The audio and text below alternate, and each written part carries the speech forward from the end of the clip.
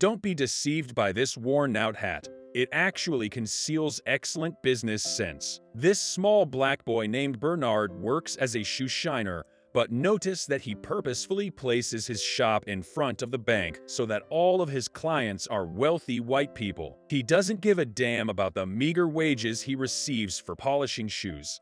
Instead, he works slowly so he can overhear white folks discussing financial strategies as they wait. The young child would note it in a notebook as soon as they left. He only truly wants the insightful financial information he heard from them. He has known from an early age that his lifelong ambition is to work in banking. This is Texas in 1939, a state that severely discriminates against black people. Bernard's father sadly informs him that his desire is impractical, yet Bernard's eyes express steadfastness in the face of every opposition. The adult boy relocates to Los Angeles with his wife, Eunice, and kids 15 years later. He chooses to launch his firm here because the racial persecution is less severe than it is back home. The three-person family is forced to reside in a rundown utility room owned by one of his relatives. Bernard assures his wife that they will soon move away, though. He begins by looking for residences for sale all across the city as a real estate agent. He notices that whereas the white community in Los Angeles still has many unoccupied homes, the black community is packed. Black individuals are financially capable and have renting demands, yet there is no market. This is a fantastic chance for those who want to speculate on and rent out real estate. He comes across obviously neglected white-owned flat with weeds growing on the front door. However, he is the only one who recognizes the benefit of the house position, which is close to the black region. He approaches the landlord and asks, "Why don't you sell the flat to me since you only rented out half of it? I'll give you $30,000 now and another $5,000 after I've rented out every room." Despite admiring his concept, the owner is unwilling to take a chance. Bernard acknowledges his comprehension. A quick peek at the owner's calendar before he departs reveals that it was presented by a regional bank manager. As a result, he has an idea. He bids the proprietor farewell and immediately makes his way to the bank, where he meets the manager who provided the calendar. He is rejected by the manager's racist secretary when she attempts to introduce him to the boss. After several hours of waiting at the bank door, the manager finally opens it, and the man is promptly stopped. "I hope you can authorize a loan for me. I know one of your VIP customers, and the business I conduct will help him." However, the bank boss dismisses him without hesitation. He gets a call from the owner that evening. "Did you attempt to obtain a loan using my name?" The owner queries the man. He can't help but apologize. Unexpectedly, the owner doesn't blame him and instead respects his resolve to persist until his objective is attained. He obtains his first bank loan ever and purchases the property after the owner decides to guarantee the loan for him. A black man is at a white woman's door after she just got home from the store. "What do you have to say?" With a stern voice, she asks. The black man responds coolly, "I'm remodeling the apartment building. Workers like you should exercise caution since the elderly woman has a terrible face." "Don't worry. I'll take good care of it because this is my building," Bernard replies. The elderly woman, who is mute, storms home in anger before the cops show up shortly after. They inform Bernard that an elderly woman had phoned the police, and then they inquire as to whether he had lied and claimed to be the owner. Bernard suddenly removes a copy of the real estate certificate. As it turns out, he has anticipated difficulty and is ready in advance. The police are furious as they depart after realizing that he actually owns the residence. Bernard goes back to the apartment complex that evening. When the elderly woman at the door sees him, she advises him to leave because it is not the right time for restoration. "I am the owner now," Bernard says calmly, "not a renovation worker." The elderly woman is perplexed, and a few days later she irately vacates the building because she doesn't want to share a residence with black people. Bernard immediately leases out the elderly woman's home to a black woman once she departs. As he predicted, The black tenant market is indeed very large. As soon as the space is occupied, Bernard pays the previous owner the agreed-upon follow-up payment. The previous owner greatly admires Bernard and offers to partner with him to launch a business. The old owner negotiates the deal and signs the contract, and Bernard chooses the home and determines the income. White folks won't be aware that they are transacting with black people with him in front, and they will split the profits. Bernard is quick to concur. They work together quite well, and they instantly start to make a lot of money. Shortly later, Bernard also relocates from an apartment building to a mansion, giving his cherished family a joyful existence. This is his wisdom: when someone treats him unfairly, he won't respond by punching back because that would put him in violation of other people's game rules. He desires to set his own rules. His ultimate objectives are rationality, economics, and maximum profit. However, difficulties might occur at any time because life is not always easy. A few years later, the elderly and fragile former owner who collaborated with Bernard passes away abruptly. His wife inherits his stock in the business. This woman actively rejects working with Bernard and shows extreme bias against persons of color. She mockingly offers to buy Bernard's shares for a pitiful sum, threatening to sue him if he refuses. Who do you think the judge would support in a case involving whites and blacks at the time? In order to avoid continuing to get such unfair treatment, Bernard decided to file a lawsuit, but he needed a witness to attest to his cordial connection with the previous owner. The bank manager comes to mind, but the manager has already aided the widow and is avoiding Bernard once more. Bernard stands in the bank and scans the area, feeling incredibly dissatisfied. The spotless bank building is filled with systematically discriminatory fangs. When he enters the bank, he frequently receives disdain just because of the color of his skin. This prompts Bernard to gradually form a daring scheme in his head. In one structure, there are 4 banks, and each of them has barred entry to this black man. Bernard had a brilliant notion at this precise moment.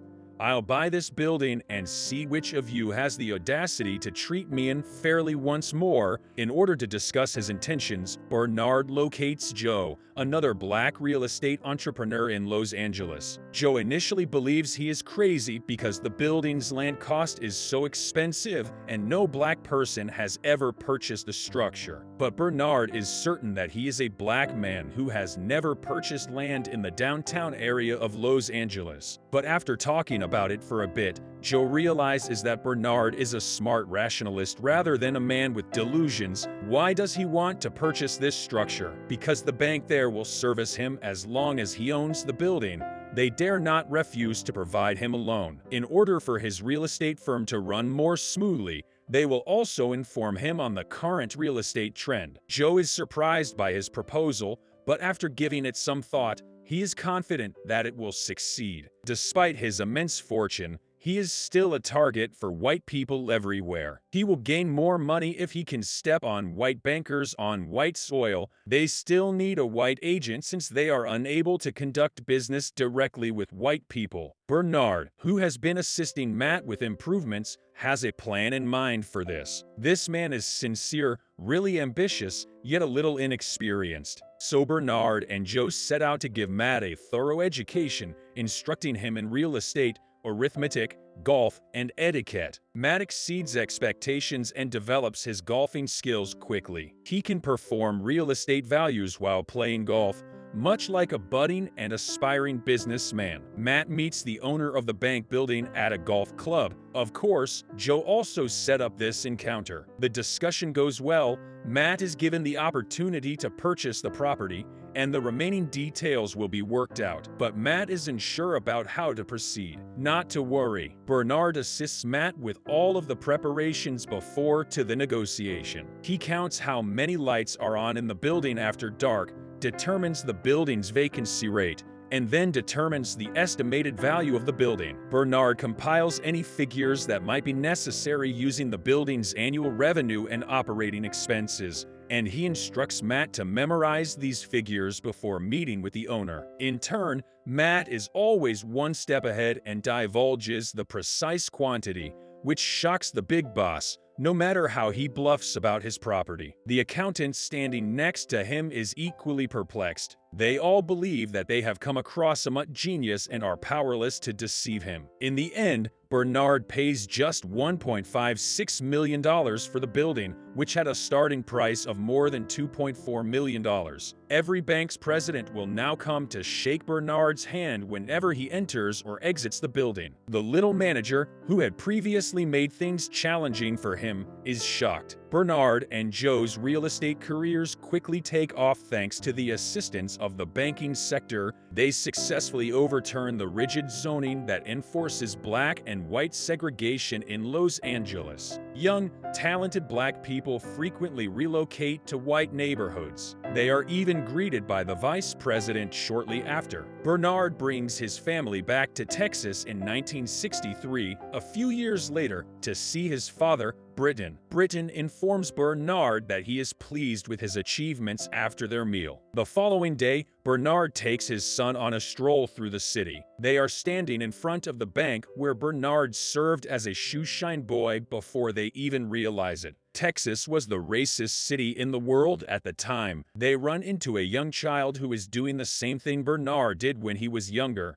shining shoes. Bernard is shocked to learn that the boy solely fixes white people's shoes. Bernard is affected by this small encounter and is made aware of his obligation to treat others with respect. He decides in secret that he must alter the current situation and aid the black people in his hometown in obtaining better homes. Bernard informs Joe that they ought to be the Texas Mainland Bank when he sees him the following day. Given the extreme bigotry in Texas, Joe believes Bernard is insane for even considering it. Bernard succeeds in providing strong justifications for the purchase. Nevertheless, Joe ultimately decides to assist Bernard. Matt is rehired, and they once more utilize him as their front man. They meet with Robert, Florence, Sr., and Jr., the bank's owners, to go through the deal's financial details. Florence Jr. has a feeling that Florence, Sr., is selling the bank to Matt and his associates. After purchasing the Mainland Bank, Bernard gets to work assisting the local African Americans in obtaining loan approval. Bernard appears to want to provide his fellow males a fair opportunity at housing and perhaps employment prospects. Before Florence Jr. begins looking into the loans that their bank allows, everything seems to be going smoothly. Florence one day follows Matt and runs into Bernard and Joe. He challenges them on the loans they granted and issues a letter from the U.S. Treasury Department as a form of intimidation. In a month, he promises the department will examine the bank's activities. The boys discuss their next steps as Florence Jr. departs. Matt makes a recommendation during that moment. He recommends that they purchase a different bank and move the problematic debts from the mainland to that new bank. When they talk about buying the Bank of Marlinmore, Bernard thinks the biggest issue is controlling the bank's operations. Matt responds by suggesting that he be given the opportunity to lead the new bank. Bernard voices his opposition to the plan, but he ultimately decides to allow Eunice to watch over Matt. In the end, Matt is able to manage his bank just how he desired. The following day, Matt meets with a lawyer and begins executing loan agreements at his direction. Later, Matt receives a call from Florence Jr. informing him that some of his clients want to withdraw all of their funds to the mainland. It becomes worse when a federal bank examiner shows up in Marlin. Bernard is compelled to disguise himself as a janitor in order to approach Matt during the meeting in order to assist him. Unfortunately, it doesn't matter because the examiner finds a serious issue with multiple loans. Bernard finds it unbelievable that the ridiculous loans were granted. They eventually find out that Florence Jr. was the one responsible all along. It turns out that Matt ignored convention in his haste to operate his bank and hired a lawyer that Florence suggested. Florence used that to smuggle the bad loans in. Later, Bernard and Joe explain to Matt that leaving the Marlin Bank is the most sensible course of action. Matt takes action without informing his partners since he can't bear to see his bank lose money. The following day, Joe finds out about his relocation and hurries with Bernard to a mainland bank. While Florence observes the event with pride on his face, they question Matt about the debts. It's too late for Bernard to inform Matt to get their books. The federal bank examiners show there to revoke the operating license of the mainland bank. Bernard and Joe are detained by the FBI as they leave the building. Bernard makes an effort to hold his ground, but it is in vain. Bernard and Joe eventually meet with their attorney. They find out that the country's racial politics drag their case along. Senator McClellan and Matt discuss the possibility of Matt testifying against his partners in return for their release. That evening, Matt muses over his next course of action before making a call. Following McClellan's advice, Matt testifies against his partners the following day at the Senate hearing. Bernard meets with McClellan later that day and hears his idea. He offers Bernard the option of accepting an immunity bargain in exchange for confirming Matt's testimony, or he can speak his mind and risk going to jail. Bernard ultimately makes the choice to speak the words he has been holding in his heart for years. He discusses racial prejudice in this nation. After the hearing, not long after that, both Bernard and Joe's fortune were completely destroyed. They were both given prison terms in the federal system. For a little portion of what Bernard and Joe paid, Florence Jr. purchased the mainland bank. Matt Steiner, meanwhile, was never charged with any crimes. Bernard and Joe are released from jail a number of years later. The two men's apparent happiness despite losing everything puzzles Eunice. It transpires that is not at all the case. Joe reveals that they have Bahamas houses close to one another. Eunice asks Bernard how that occurred in shock. It turns out that Bernard was the person Matt called the evening before giving his testimony. He apologized to Bernard and informed him of the senator's deal. Before the authorities could take their possessions, Bernard begged Matt for a favor in exchange. The movie finishes with the revelation that Bernard and Joe still own two mansions next to each other in the Bahamas and that their residential properties were crucial in the struggle against housing discrimination in Los Angeles.